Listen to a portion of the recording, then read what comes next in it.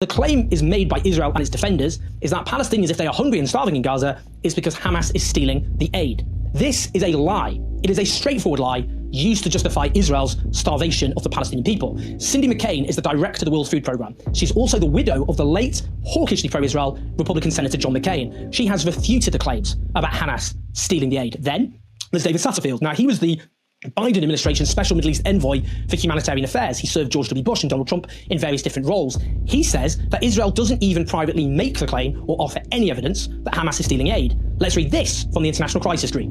Israel insists that aid restrictions are needed to prevent Hamas from stealing supplies for itself, a theoretically valid concern in Gaza, where aid shipments are an obvious target amid general scarcity. While Hamas likely does extract some revenue, a common practice by authorities in conflict zones, comprehensive audits show that less than 1% of assistance has been lost to theft, far below levels elsewhere. Despite its vaunted intelligence, Israel has released no evidence for its claims of rampant pillage. And again, the article refers to David Satterfield, the envoy, reporting that Israeli officials didn't even allege theft in confidential briefings. Organised looting, as UN and Israeli military assessments confirm, occurs at the hands of armed gangs, which the Israeli army encourages as an alternative to Hamas control. Aid officials and Gaza residents told Crisis Group that the Abu Shabab gang, armed and protected by Israel, has been the single most prolific looter since the war began. Note again, less than 1% of aid is lost to theft, far less than elsewhere, and note that where they're stealing, it's criminal gangsters supported by Israel who are responsible.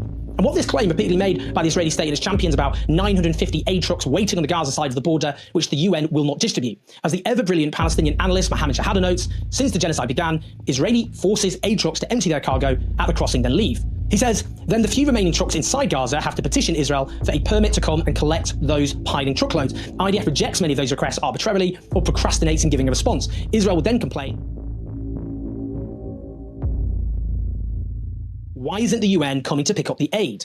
Truck drivers who get approved face the risk of being bombed or fired at by Israeli troops on their way to those crossings, which happened repeatedly. Those trucks that make it all the way are then forced by the IDF to drive strictly through a designated route that passes through the looting valley or red zone, where Israel's proxy ISIS-linked gangs, e.g. Abu Shabab, would stop aid convoys, loot the overwhelming majority of food, and beat, kill, and maim or kidnap truck drivers. If any truck deviates from that route, the IDF would bomb or open fire at them. In one instance, a UN convoy of 109 trucks had 97 trucks completely looted by those gangs. In May, a UAE, United Arab Emirates convoy of 24 trucks had 23 of them fully looted by Israel-backed gangs. The few trucks that make it past the gangs are then at grave risk of being bombed or coming under IDF fire at random, which happened repeatedly. Israel has now killed over 305 UN humanitarian workers, the highest number ever recorded in history. The facts are just very straightforward here.